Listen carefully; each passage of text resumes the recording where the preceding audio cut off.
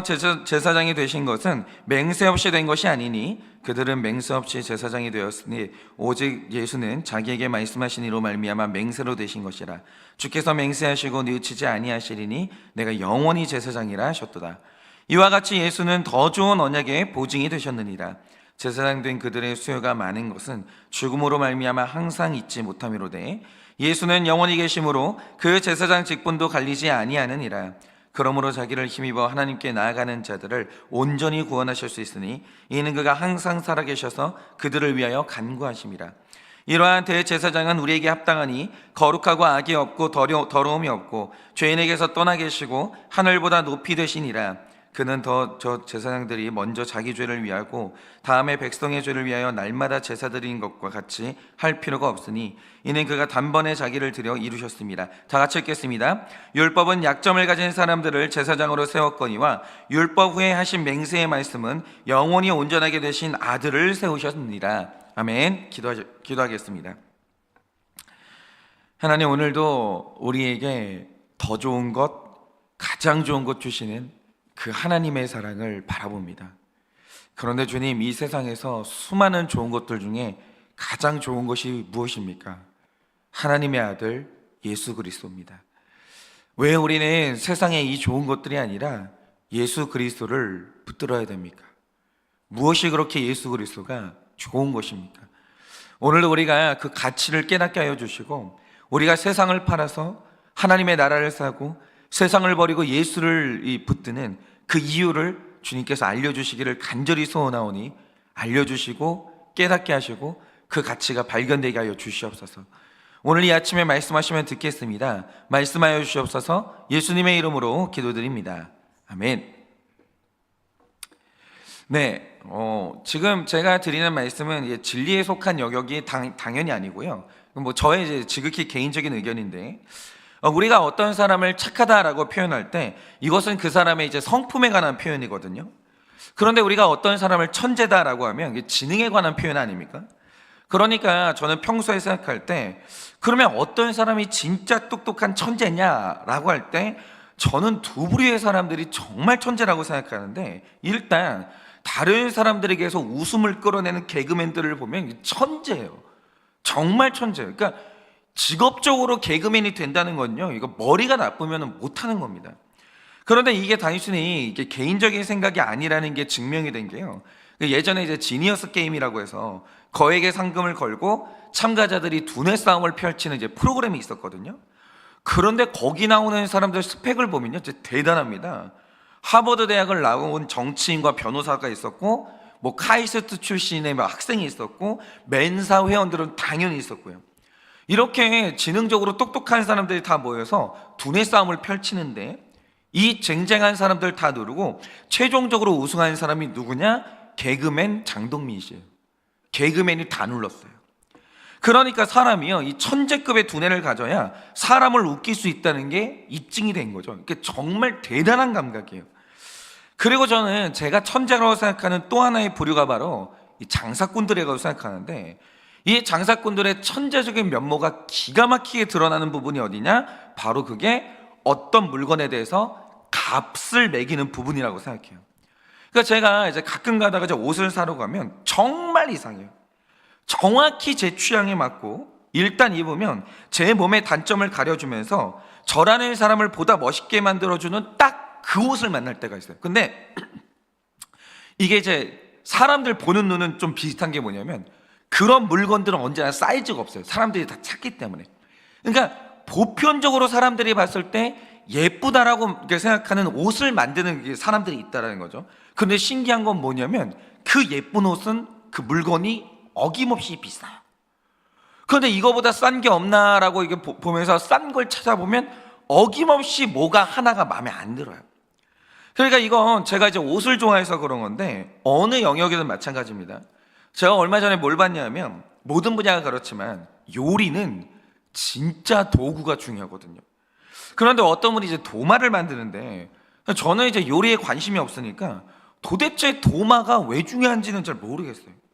그런데 이분이 이제 수제 도마를 만드는 분인데 어떤 진짜 유명한 사람이 도마를 주문한 거예요. 그런데 주문한 이유가 뭐냐? 이게 내가 요리를 많이 해봤는데 바로 이게 내가 찾던 딱 그 도마라는 거예요. 내가 원했던 딱 그 도마가 바로 이거라는 거죠. 그런데 모든 요리사가 꿈꿀 만한 바로 그 도마의 특징이 뭐냐? 이게 비싸다는 거예요. 비싸요. 그러니까 이 장사하시는 분이 정말 대단한 게 뭐냐면, 모든 사람이 가지고 싶어하는, 모두가 만족할 만한 물건을 만들었다. 그러면 장사꾼들은 기가 막히게 그 정도의 가격을 매기는 거예요. 숫자로 가치를 표현하는 법을 알아요. 근데 그 감각이 대단하다는 거죠. 정확히 매기는 거예요.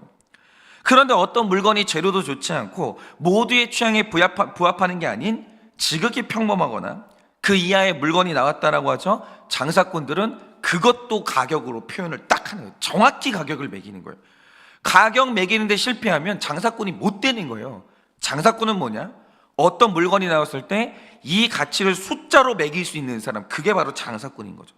그러니까 제가 이제 장사꾼들의 세계를 보니까요, 이 세계가 냉혹해요.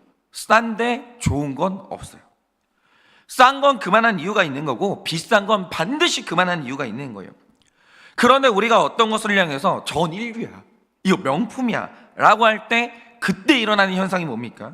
당연히 명품이라고 불릴 정도의 엄청난 가격이 매겨지는데 그 값을 지불하고 사람들은 명품은 산다라는 거죠. 아무리 비싸도 사는 거예요. 그러니까 정말 좋은 것은요, 아무리 비싸다고 할지라도 사람들로 하여금 값을 지불하게 만드는 매력이 있는 거예요. 정말 좋은 건, 정말 필요한 건 사람들은요 값을 지불해요. 그리고 사는 거죠. 그러니까 예전에 어떤 목사님이 말씀하신 게 있었는데, 사람들이 어디 집이 멀면 안 가잖아요. 근데 그 목사님이 말씀하시는 게 이거예요. 그럼 서울대가 멀다고 안 갈 거예요? 아니거든요. 서울대는요, 집이 아무리 멀어도 집이 부산이어도 가는 거예요. 왜냐? 그 정도의 값어치가 있기 때문에 진짜 좋은 것은 사람들은요 값을 지불하는 거예요. 그런데 이런 관점에서 우리가 지난주 토요일부터 히브리 본문이 7장으로 넘어왔는데, 제가 이전에도 말씀드렸지만 지금 이 선신서를 받는 성도님들은 원래 유대인이었다가 개종해서 예수님을 믿게 된 유대인 그리스도인들이 이 편지의 수신자들이에요.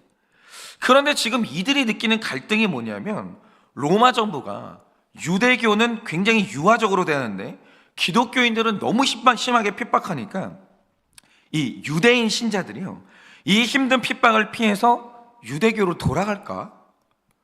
내가 이렇게까지 해서 예수 믿어야 되나? 유대교로 돌아가면 안 되나? 이 갈등을 심각하게 하고 있었다라는 거예요. 그런데 이 갈등에 대해서 히브리서 저자가 답을 줄 때 이 글을 쓰는 뉘앙스가 있다는 거죠. 그게 뭐냐? 도대체 왜? 이거예요. 이해가 안 가는 거예요. 맞아요. 여러분, 예수님을 따른다는 거, 예수님을 믿는다는 게 되게 힘들어요. 힘든 거예요. 이거는 목사들이요, 이거를 포장하면 안 되는 거예요. 예수 믿는다는 것, 예수를 제대로 믿는다는 것은 포기해야 될 게 많아요.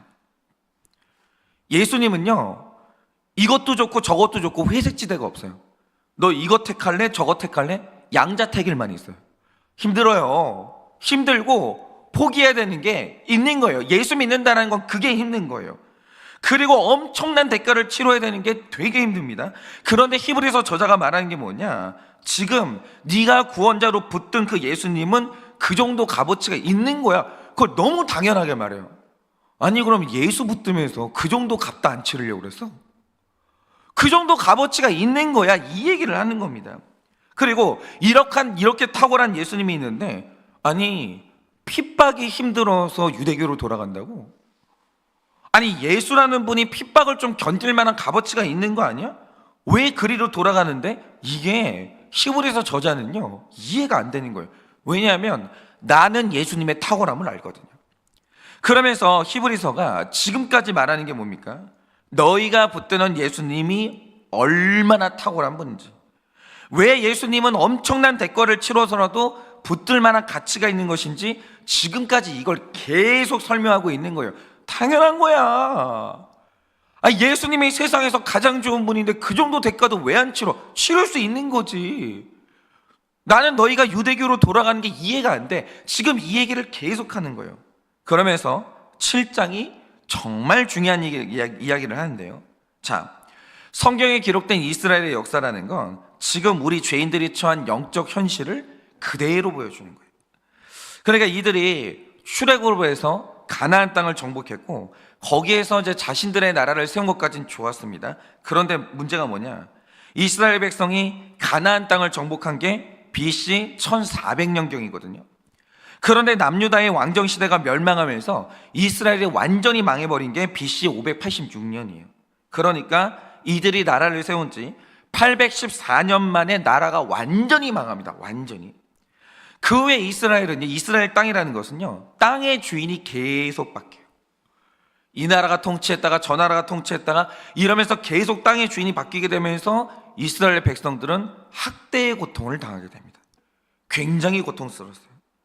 그런데 이스라엘이 이렇게 망할 때쯤에 선지자들에 의해서 메시아에 대한 예언이 등장하게 되는데 참 신기한 게 뭔지 아십니까? 언제나 이스라엘 백성들이 400년 주기로 극심하게 힘들 때마다 구원자에 대한 예언이 등장하기 시작해요. 그러니까 이스라엘 백성이 이집트에서 400년의 노예 생활하다가 그 끝에서 메시아의 모형인 모세를 만났잖아요. 이게 400년입니다. 그런데 구약을 보면 말라기를 끝으로 하나님이 더 이상 선지자를 세워서 말씀을 전하는 걸 끊어버리십니다. 그리고 구약과 신약 사이에 400년의 침묵의 시간이 이어지게 돼요. 하나님이 말씀을 안 하세요. 이 400년 동안 어떤 선지자도 일어나지 않아요. 그런데 이 400년 동안 이스라엘 백성들이 얼마나 암흑 같은 시간을 보냈는지 너무 괴로운 거예요. 그런데 400년의 시간이 또 채워지니까 이때서야 이스라엘 백성들이 다시 메시아를 열망하기 시작해요. 그러면 이게 왜 그러냐? 그게 이런 거죠. 이들이 침체의 시간을 400년을 볼 때 이 400년이 의미하는 게 뭐냐면 고난이 머리 끝까지 찬 거예요. 그런데 고난이 머리 끝까지 찼다란 말의 의미가 뭐냐면 내가 해볼 거 다 해봤거든요. 안 되는 시간이 400년인 거예요. 머리도 써봤고 돈도 써봤고 발로도 뛰어봤고 이 고난을 벗어나 보려고 별짓을 다 했어요. 내가 할 수 있는 거 다 해봤습니다. 안 되는 시간이 뭐냐? 그게 400년이라는 거예요. 안 되는 거예요. 그런데 이런 정도는 방법으로 애를 썼는데 하나님의 은혜가 끊어지고 나의 고난이 끝나지 않으니까 이 침체의 수렁에서 결론이 난 게 뭐냐? 내 힘으로 안 되는구나. 그러니까 이 시간에 이스라엘 백성들의 마음에 생기는 소원이 뭐냐? 다른 건 다 필요 없고 나는 메시아가 필요하구나. 구원자가 필요하구나. 나는 누가 나를 구해줘야 되는 존재구나. 이걸 깨닫게 됐고 다 필요 없어요. 메시아를 갈망하게 된 거예요. 구원자를 갈망하게 되는 거예요. 이거는 400년이 차야 돼요. 400년이라는 이 400년 동안 이스라엘 백성들 인간의 고집이 끈질기기 때문에 400년이 찰 때마다 사람들은 드디어 메시아밖에 답이 없다, 이게 되는 거예요. 그러니까 마찬가지로 죄인된 자기 상태가 얼마나 심각한지 그걸 알고 지옥 갈 수밖에 없는 자기 운명을 아는 사람은요, 돈이 중요한 게 아니에요. 미모나 좋은 집이 중요한 게 아니에요. 이거는 구원자가 필요한 거예요. 누가 나를 좀 도와줘야 되는 거예요. 인간은 거기까지 가야 기도하러 오고요, 말씀 펴는 거예요. 그전에는 절대 말씀 안 펴요. 절대 기도하러 안 오는 거예요. 그런데 히브리서가 말하는 게 뭡니까? 자, 너희가 400년 동안 고난 겪다가 메시아를 원했지? 그 메시아가 너희 앞에 왔어. 그게 예수님이라는 거예요. 그런데 이 예수님이 우리가 그렇게 기다렸던 메시아라면 이 고통을 견뎌서라도 붙들어야 되는 거 아니야? 그분들이 너희를 구원한다니까. 아니, 근데 구원자가 왔으면 대가를 치러야 되는 거 아니야? 이렇게 말하는 거예요. 그리고 오늘 말씀이 중요한 게 뭐냐면 왜 예수님이 메시아인지 그 증거를 대기 시작하는 거예요. 여러분이 히브리서 7장으로 들어오시면 멜기세덱의 반차라는 말이 나오거든요. 그런데 이게 우리는 무슨 뜻인지 모르지만 유대인들에게는 왜 예수가 메시아인지를 설명할 때 멜기세덱의 반차라는 말이 결정적인 열쇠가 되는 거예요. 그러면 멜기세덱의 반차, 이게 어떤 의미를 가진가? 자, 구약에서 선지자들이 예언할 때 장차 오실 메시아는 어떤 표징을 가지는지 이걸 예언했는데 그 중에 중요한 게 뭐냐? 자, 사람은 메시아가 아니잖아요. 그런데 사람의 한계가 있어요. 하나님은 사람이 메시아가 될 수 없게끔 경계를 정확히 구분을 지어줬는데 한 사람이 모든 직분을 가지지 못하도록 정확히 경계를 그어주셨습니다. 그러니까 어떤 사람이 말씀 전하는 선지자로 세워졌으면 그는 왕이 못 돼요. 그리고 제사장이 될 수 없습니다. 그런데 어떤 사람이 왕이 됐다. 그는 선지자가 될 수 없고 제사장이 될 수가 없어요. 그 제사장은 더 확실하죠. 어떤 사람이 제사장이 됐으면 그는 세상에 본깃이 없기 때문에 선지자도 될 수 없고 왕도 될 수 없는 거예요. 그러니까 한계와 경계가 명확히 그어진 존재, 그게 사람이라는 거죠. 그건 메시아가 아니에요. 그런데 장차 오실 메시아의 특징이 뭐냐? 그는 한 몸에 선지자직, 왕직, 제사장직을 전부 짊어지는 능력을 가졌다는 거죠. 근데 유대인들은요, 이 얘기를 들으면 머리가 아픈 거예요. 왜냐? 하나님은 질서의 하나님이기 때문에 자신이 말씀하신 율법을 절대로 어기는 분이 아니거든요. 근데 머리가 아픈 거죠. 왜냐하면 한번 생각을 해보세요. 선지자라는 건 혈통이 중요한 건 아니에요. 그래서 어떤 사람에게 말씀이 임했다? 그럼 누구든지 일단은 선지자는 될 수 있어요. 이거는 제껴놓고. 근데 문제는 왕의 직분과 제사장의 직분이 한 사람에게 동시에 임할 수 있다. 이게 충돌을 일으키는 거예요. 이게 머리가 아픈 거죠. 왜냐? 일단 성경이 줄기차게 예언한 게 뭐냐면 장차 오실 메시아는 반드시 유다 출신의 다윗 왕의 혈통이어야 돼요. 다른 지파는 안 돼요. 반드시 유다 출신의 다윗 왕의 혈통이어야 왕이 된다는 거죠. 그런데 정말 그렇게 된다면 왕은 세습하는 직분이기 때문에 메시아가 정말 유대 지파에서 태어났고 다윗의 혈통으로 태어났으면 합법적으로 왕의 직분은 가질 수가 있는 거예요. 그런데 예수님이 유다 지파에서 태어났잖아요. 그러니까 예수님에게 왕의 직분을 가지는 것은 가능합니다. 근데 이렇게 되면 나머지 하나가 문제가 되는 거예요. 자, 출애굽기에서 레위기, 민수기에 이르기까지 대제사장이 될 때 대제사장의 직분의 자격을 말해주는데 그게 뭡니까? 대제사장은 오직 레위 지파에서 아론의 후손만 대제사장이 될 수 있다, 딱 정해놨어요. 레위 지파 출신, 그것도 아론의 후손이 아니면 대제사장은 못 된다. 이게 율법이 선언을 하는 거예요. 그러니까 보세요. 장차 오실 메시아는 한 몸에 선지자 직분, 왕의 직분, 대제사장의 직분을 짊어지는 사람인데, 만약에 예수님이 유다 지파의 다윗의 혈통에서 태어나는 순간 레위 지파의 사람만 가질 수 있는 대제사장 직분을 가질 수가 없게 되는 거예요. 그런데 이 성경이 말하는 예수님은요, 유다 지파에서 태어난 게 너무 확실하거든요. 그러니까 선지자 직분과 왕의 직분을 가질 수가 있는데, 그런데 이 예수님이 어떻게 대제사장 직분을 가지냐 이거예요. 유대인들이 여기에 시비를 거는 거예요. 진짜 예수가 이 메시아가 맞냐? 아니 유다 지파 출신이니까 좋아, 왕의 혈통이라는 것을 인정할 수 있다 쳐. 그런데 이 사람 레위 지파 아니잖아. 어떻게 대제사장이 돼? 아니 율법을 어기는 사람이 어떻게 우리의 대제사장이 될 거야? 이런 식으로 시비를 거는 거예요. 그런데 바로 여기에서 시브리서 기자가 보통 학자가 아니에요. 바로 여기에서 시브리서 기자가 결정적인 계시 하나를 밝히는데 그게 뭐냐? 잠깐만. 맞아. 성경을 보면 레위 지파에서 아론의 후손만이 대제사장이 될 수 있다는 기록이 있는 게 맞아. 그런데 성경을 보면 레위 지파가 아니지만 하나님이 인정하셨던 한 명의 대제사장이 또 있어 라고 얘기를 하는 거예요. 바로 그게 멜기세덱이에요. 이 성경에 나오는 멜기세덱이요, 굉장히 신비로운 인물이에요. 그 사람은 부모 형제가 없어요. 근데 이 사람이 어느 날 창세기에 딱 등장하더니 멜기세덱이라는 대제사장이 등장을 하는 거예요. 창세기 14장 18절을 보면요, 아브라함이 멜기세덱을 만나는 장면이 기록됐는데 성경이 멜기세덱을 이렇게 소개합니다. 그는 지극히 높으신 하나님의 제사장이었더라, 이렇게 소개를 해요. 성경은 분명히 말하길 그는 하나님이 인정하신 제사장이었습니다. 그런데 이 사람이 레위 지파가 아니에요. 율법이 있기 전에 멜기세덱이라는 제사장이 있었는데 아브라함이 이 사람에게 11조를 들으면서 당신은 지극히 높으신 하나님의 제사장이 맞다라고 인정을 했어요. 근데 이 사람이 레위 지파가 아니에요. 근데 심지어 이 사람이 왕의 직분도 동시에 가지고 있었다라는 거죠.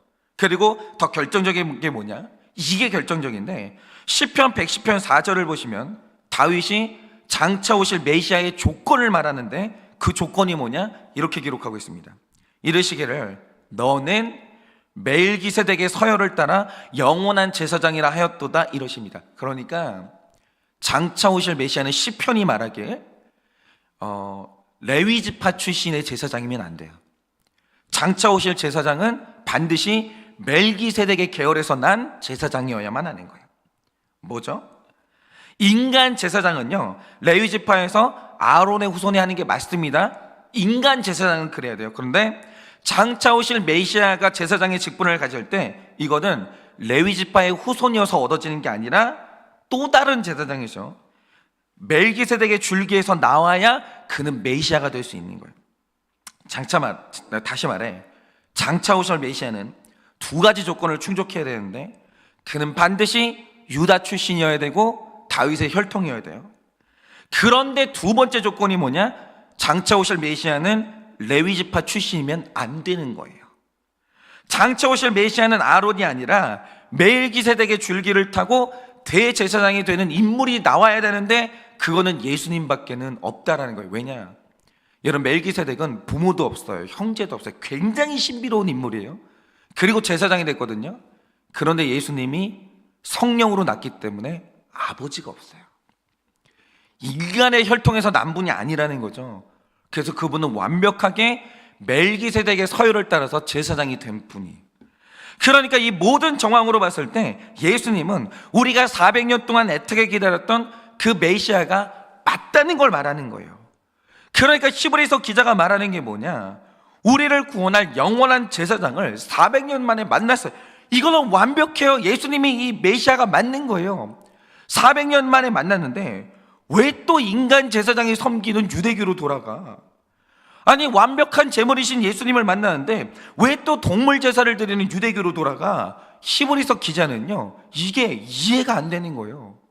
너희는 지금 세상에서 제일 좋은 예수님을 만난 거야. 그런데 왜 예전으로 돌아가? 이게 이해가 안 되는 거죠. 그리고 그 결정이 얼마나 어리석은 결정인지 이걸 말해주는 거예요. 그러니까 여러분 보세요. 복음이라고 할 때 복음이 뭐예요? 세상에 가장 좋은 것과 덜 좋은 것이 있는데 복음은 뭐냐면 가장 좋은 것 취해라, 복 받아라, 이게 복음이에요. 복음은요, 다른 걸 말하지 않아요. 제일 좋은 게 뭔지를 딱딱딱 나열하면서 이게 제일 좋은 거니까 이걸 선택해, 이걸 선택하면 너희가 복 받은 거야, 이걸 말하는 게 복음이에요. 복음은 두 번째로 좋은 걸 우리한테 권하지 않아요. 복음은 제일 좋은 것만 권해요. 그런데 왜 우리가 말씀을 따라 선택을 해야 되냐? 여러 가지 좋은 것들 중에서 말씀이 제시하는 것을 선택할게, 그게 제일 좋은 거거든요. 그러니까 히브리서 기자가 말하는 게 뭐냐? 여러 가지 좋은 것들이 있는데 예수 선택해. 예수가 메시아고 제일 좋아. 예수 선택하면 반드시 구원받아. 이걸 히브리서가 말해주는 거예요. 성경은요, 제일 좋은 것만 말해요. 두 번째 좋은 거는 말도 안 해요. 예를 들어서 성경은요, 이혼하지 말라고 합니다. 그런데 이혼하지 말라는 이 말의 본질이 뭡니까? 네가 젊어서 만난 너의 자녀를 낳은 그 첫사람이 제일 좋다라는 거예요. 성경은요, 좋은 것만 말해요. 제일 좋은 것만 말해요. 근데 성경이 우리에게 말해주는 제일 좋은 게 뭐냐? 네가 젊어서 만난 첫 번째 남편, 첫 번째 아내, 그게 제일 좋아. 살아봐. 살 필요도 없고 그 사람이 네 인생에 제일 좋은 사람이야. 너랑 같이 자녀 낳고 젊어서부터 같이 고생한 그 사람만큼 좋은 사람은 없어. 그러니까 이혼하지 말라라는 거예요. 그러니까 이게 이혼하지 말라는 말은요, 단순히 이게 윤리적인 문제라거나 그게 하나님 뜻이 아니기 때문에 이혼하지 말아야 되는 게 아니라 지금 살고 있는 그 첫 번째 그 사람이 제일 좋은 사람이기 때문에 그 사람을 선택하라는 거예요. 그런데 제가 목회를 하다 보면요, 이게요, 너무 맞는 거예요. 여러분 한번 들어보세요. 부부라는 건요, 이게 묘해요. 이건 단순히 이성 간의 연인하고도 다르고, 이게 남자끼리의 우정도 다르고, 가족하고도 또 다른 정말 친밀한, 이 세상에는 없는 굉장히 오묘한 관계거든요. 예를 들어서 제가 지난주 금요일에 이 개업 예배를 가서 한 말이 있는데, 사람이 애를 많이 낳잖아요. 다 축하해줘요. 애를 많이 낳으면 축하를 해줘요. 장수를 한다, 뭐 칠순잔치, 뭐 팔순잔치를 한다, 축하해줘요. 그런데 사람이 부자가 되는 순간 아무도 축하를 안 해줘요. 그럼 부자 되는 순간 외로워지는 거예요. 돈이요, 얼마나 무섭냐면 내가 부자 되는 순간 아무도 박수 안 쳐요. 전부 다 이 마음에서 질투가 올라오는 거예요. 그게 부자들의 숙명이에요. 내가 부자가 되는 순간 내 주변에는 내 돈 노리고 있는 도둑이 아니면 나에 대해서 열등감과 질투심을 가진 사람들이 득실되기 때문에 사실 부자가 되는 그 순간부터 진짜 친구 만나는 건 거의 불가능에 가까워요. 나중에 시간 지나면 다 드러나요. 너도 결국 내 돈이구나, 이렇게 돼요. 정말 부자가 외로운 거예요. 정말. 그리고 부자들은요, 사람 믿는 게 너무너무 어려워요. 믿을 사람이 없어져요. 그래서 부자들은요, 거래밖에 안 돼요. 그래서 부자들이 하나 아는 게 뭐냐, 지금 내 곁에 있는 이 많은 사람이 돈 때문에 붙어 있는 건데, 내 돈이 없어지는 순간 내 인맥이 다 끝난다는 걸 알고 있어요. 심지어 돈 없어지면 자녀도 떠나요. 그러니까 인생이 얼마나 외롭겠어요. 얼마나. 그런데 이렇게 외로운 순간에 내가 부자가 되는 걸 순수하게 기뻐해주고, 내가 이제 넘어질 때 같이 울어줄 수 있는 지구상에 딱 한 사람이 누구냐? 그거는 배우자밖에 없어요. 부자가 되는데, 부자가 그나마 믿을 만한 사람, 내가 돈을 벌어도 참 박수 쳐주면서 순수하게 축하해 줄 수 있는 사람은 배우자밖에 없어요. 그러니까 어떤 사람이라도 인생의 결말을 정해져 있는 것인데, 때 되면 자녀들도 다 자기 삶을 찾아서 떠나요. 자기예요. 부모 없어요. 효도가 어디 있어요? 자녀들의 인생에 효도가 어디 있어요? 만약에 자녀가 효도하기 시작하잖아요, 부부간에 불화 일어나요. 그러니까 다 떠나는 거예요. 원래 떠나는 겁니다. 그렇게 친했던 친구들 하나하나 죽고 다 떠나는 거예요. 그래서 삶의 가장 고독한 순간에, 인간의 이 삶에 하나님의 세팅상 마지막으로 남는 사람이 누구냐? 배우자예요. 누가 있을 줄 아십니까? 없어요. 배우자밖에 없어요. 그런데 이렇게 친밀한 관계가 그냥 형성되냐? 그것도 아니에요. 세상에 둘도 없는 이 부부의 친밀함이라는 것은요, 상대방이 끝없는 잘못을 저지를 때 용서로 품는 시간이 있어야 되고, 이혼할 수밖에 없는 파도가 몰려올 때 그 위기를 손잡고 같이 타고 넘어가야 돼요. 용서하고 위기가 있을 때 같이 견뎌내고, 비바람 같이 맞고, 배고픔도 같이 견뎌내고, 이 시간을 같이 타고 넘어가야 돼요. 그런데 그 위기의 순간만 잘 넘기면 부부는 서로에 대해서 거대한 고마움이 생겨요. 거대한 고마움. 그런데 바로 그 고마움이 생길 때 부부는 생과 사를 함께하는 세상에서 유일한 관계로 발전하게 돼요. 이게 묘해요. 없으면 안 되고 너무 친밀한데, 정말 내 인생에 유일하게 남아있는 한 사람, 그 시간만 견뎌내고 나면 너무너무 친밀한 내 몸과 같은 존재가 되는 거죠. 그런데 이러려면 무조건 긴 시간이 필요해요. 함께 긴 시간을 함께 하면서 애도 낳고 함께 키우고 같이 망하고 같이 흥하고 미워하고 용서하고, 이 긴 시간이 필요하거든요. 그런데 그 처음 사람을 차버리고 인생의 중간에 다른 사람을 만나면 함께하는 시간이 짧아버리는 거예요. 친밀한 관계는요, 긴 시간이 필요한데 시간이 너무 짧아요. 그리고 함께 고생하고 함께 아이를 키웠던 이 스토리가 없어요. 그러면 이 부부의 깊은 관계의 깊이에 도달할 수가 없는 거예요. 부부는요, 처음 만난 그 사람하고 여러 가지 스토리를 만들어가면서 긴 시간이 필요해요. 그래야 부부의 친밀함이 완성이 되는 거예요. 근데 그 사람 버리고 중간에 다른 사람을 만나요. 인생에 무슨 스토리가 있어요? 시간도 너무 짧아요. 그러면 그 깊이에 도달할 수가 없는 거예요. 그래서 재혼은 힘든 것이고 이도저도 아닌 관계가 되는 것이죠. 그래서 성경이 우리에게 부부라는, 배우자라는 가장 좋은 사람을 선물하고 싶어요. 얼마나 좋은 줄 아냐 네가. 내가 너에게 선물해준 그 배우자, 부부가 얼마나 좋은 관계인 줄 아냐. 그런데 이 부부의 관계를 형성하려면 이혼하지 말아야 돼요. 답은 이거밖에 없어요. 이혼하지 말아야 돼요. 억장이 무너지는 사건이 와도 이혼하지 말고 끝까지 같이 살다 보면 그 원수가 언젠가는 세상에서 제일 고마운 사람, 내가 죽어갈 때 따뜻하게 손잡아주는 그 유일한 사람, 그 사람이 되는 거예요. 그런데 그 사람 하나 얻으려면 방법은 딱 하나밖에 없는데 이혼하지 말아야 돼요. 긴 시간 함께 살아야 돼요. 긴 시간.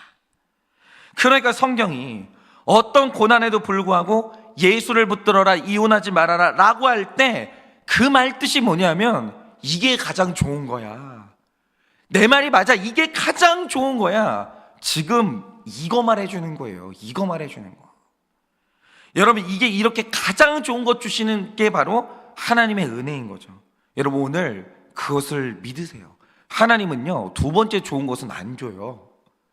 제일 좋은 것만 주세요. 말씀대로 살다 보면, 여러분, 제가 확신하는데 말씀대로만 살다 보면 여러분은 제일 좋은 것만 받아요. 복 받아요. 반드시 복 받아요. 그리고 마지막에는 제일 좋은 천국에 가는 거예요. 여러분, 그러므로 어떤 대가를 치르고서라도 말씀대로 사세요. 여러분은 100% 복 받습니다. 100%.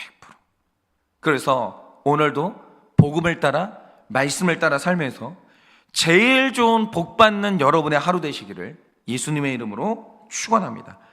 이 시간에 제가 기도하고 축도함으로 예배를 마치겠습니다. 기도하겠습니다. 하나님, 복 받기를 원합니다. 저도 복 받기를 원하고 오늘 우리 교회 성도님들 모두가 다 반드시 복 받기를 원합니다. 그런데 주님, 복 받는 방법이 뭡니까? 말씀대로 살면 됩니다. 왜냐하면 말씀은 두 번째로 좋은 것도 권하지 않습니다. 하나님의 말씀은 세상에서 제일 좋은 것만 권합니다.